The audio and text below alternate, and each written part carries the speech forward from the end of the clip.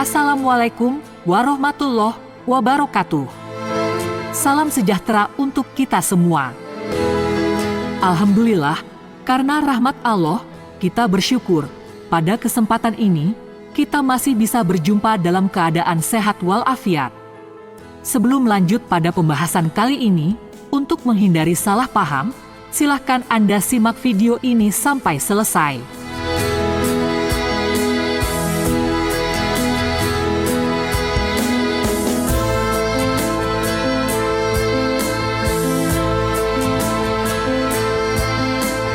Pada umumnya, setiap burung saat musim kawin akan membuat sarang untuk menyimpan dan mengerami telur-telur mereka hingga menetas. Sarang sangatlah penting, dibuat sebagai sarana bagi burung-burung melindungi anak-anak mereka dari serangan predator. Tetapi tidak bagi burung kedasih. Burung ini hanya bisa kawin, tetapi tidak akan pernah membuat sarang, tidak akan mengerami telur-telurnya, apalagi mengurus anaknya.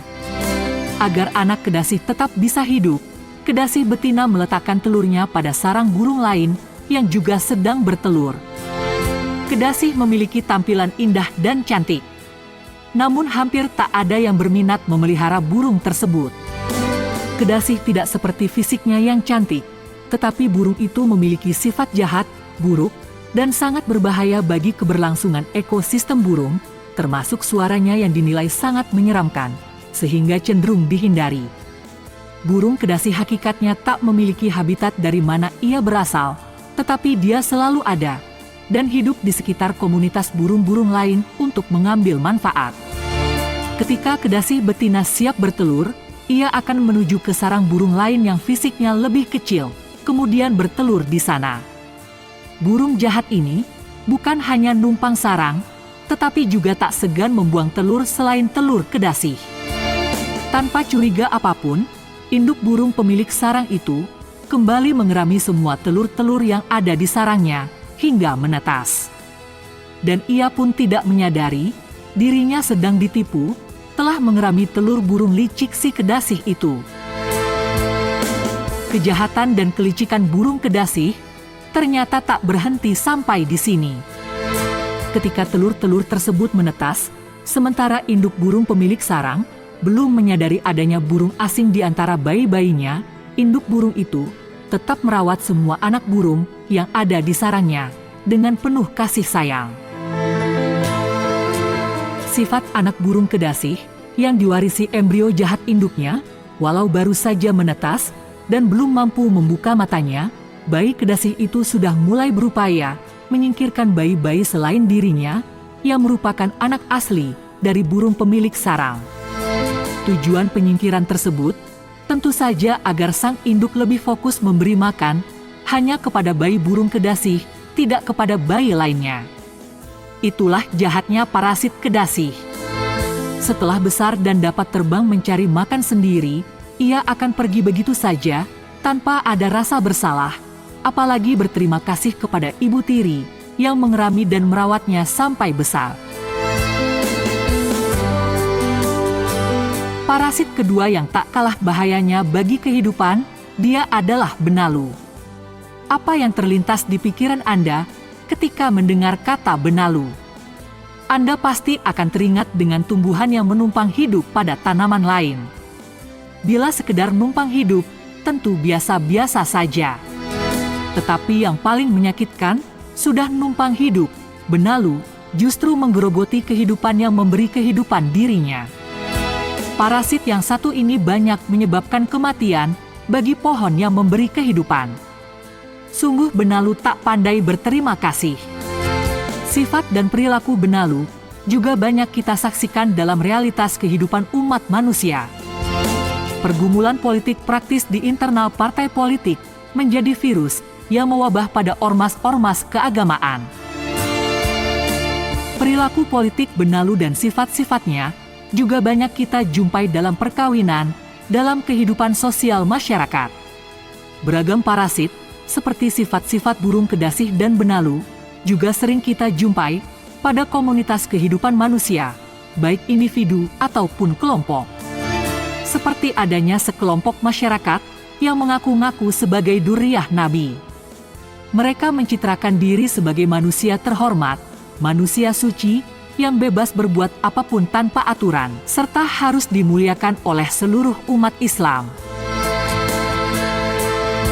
Parasit adalah sejumlah organisme yang hidup di dalam makhluk hidup lain yang disebut dengan inang. Parasit ini hidup dengan cara menyerap nutrisi pada inang yang ditumpangi, tanpa sedikit pun memberi manfaat atau bantuan kepada inang tersebut. Tanpa inang, parasit tidak akan dapat hidup dan tumbuh berkembang biak.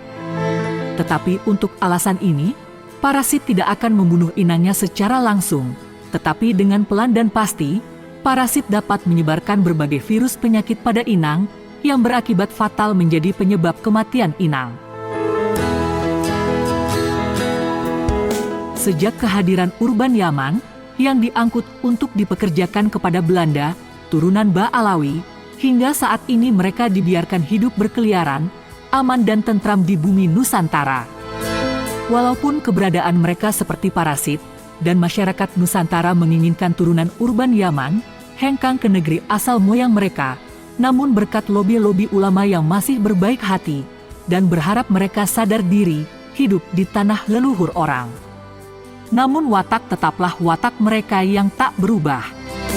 Sejak berabad-abad yang silam, turunan Ba'alawi telah mengaku nasab mereka tersambung kepada Nabi Shallallahu Alaihi Wasallam.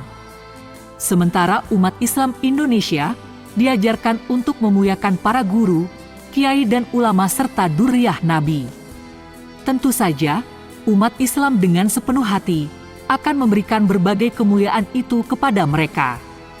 Akan tetapi, patuh dan tunduknya umat Islam Indonesia kepada para guru, kiai dan ulama saat ini sedang dimanfaatkan oleh parasit-parasit berbahaya yang mengaku-ngaku turunan Nabi. Pengakuan-pengakuan kelompok manusia bernasab suci itu memanfaatkan berbagai kemuliaan dari umat Islam dengan mengkapitalisasi nasab mereka agar memperoleh berbagai keuntungan duniawi, mengatasnamakan keluarga Nabi Shallallahu Alaihi Wasallam.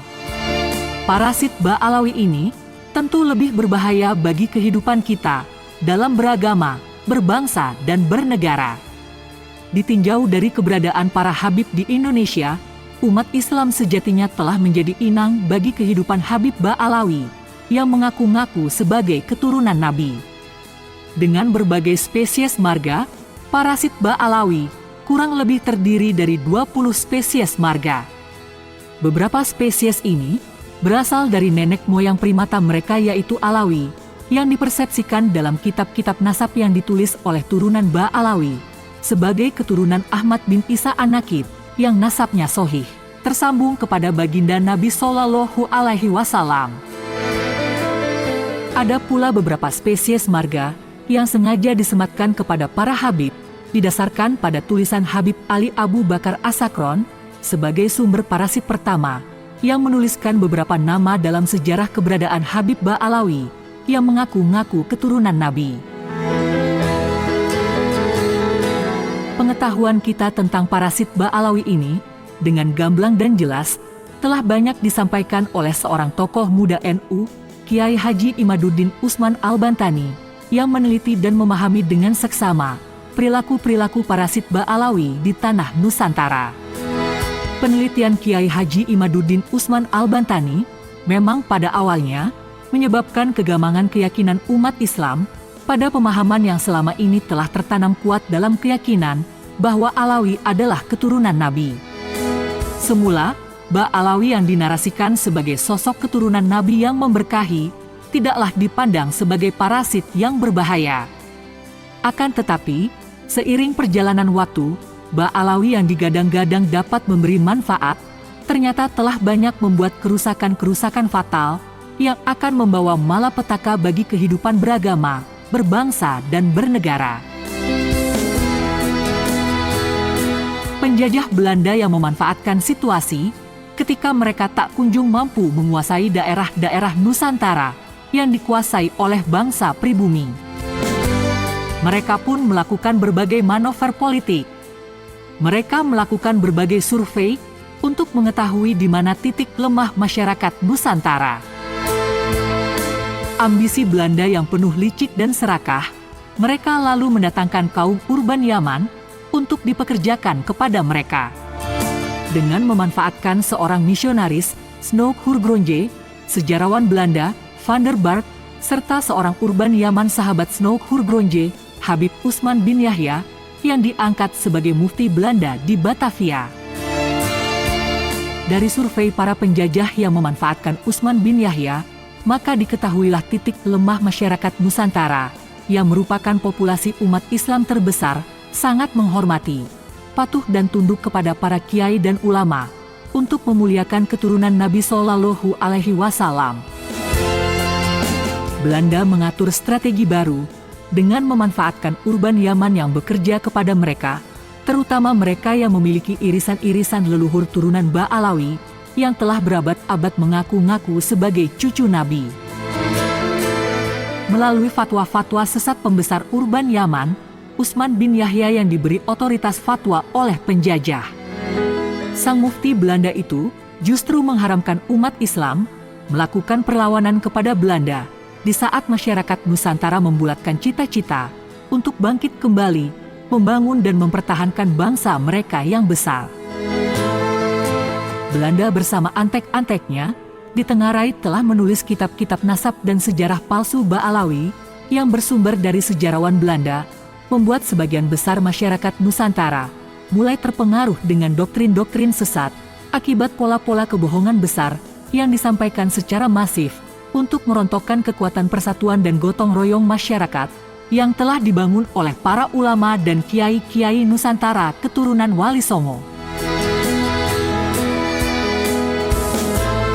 Dalam situasi umat yang terpuruk oleh sebab salah membaca perilaku-perilaku buruk kaum urban Yaman, berakibat banyaknya para tokoh pejuang Nusantara yang gugur dalam syahid, sehingga mengharuskan generasi berikutnya meningkatkan kewaspadaan terhadap pengaruh antek-antek Belanda seperti turunan Ba'alawi yang hingga saat ini masih bercokol di tengah-tengah masyarakat Nusantara. Parasit Ba'alawi mengaku turunan Nabi yang muncul dari sejak abad ke-9, saat ini sudah meluas hingga ke belahan dunia Asia dan menjadi fakta umum, telah banyak diyakini oleh umat Islam di berbagai kawasan di Asia. Perilaku-perilaku parasit itu terdeteksi melalui ketajaman nalar Kiai Haji Imaduddin Usman Al-Bantani dalam memahami sikap dan perilaku rata-rata Ba'alawi dan turunannya, serta hasil kajian-kajian deskripsi tulisan-tulisan manuskrip paling awal dari sejak abad ke-4 sampai abad ke-9 yang kemudian terkonfirmasi sebagai temuan-temuan baru dari teks-teks yang sebelumnya tak pernah ada yang berani menjamahnya. Dari hasil kaji ulang, adanya teks-teks yang selama ini lepas dari perhatian para tokoh umat Islam, Kiai Haji Imaduddin Usman Al-Bantani secara seksama telah melakukan berbagai kajian-kajian dari berbagai sisi, baik dari ilmu nasab dan ilmu sejarah, serta penelusuran keberadaan tokoh Ba'alawi dengan tokoh yang hidup di tempat dan zaman yang sama.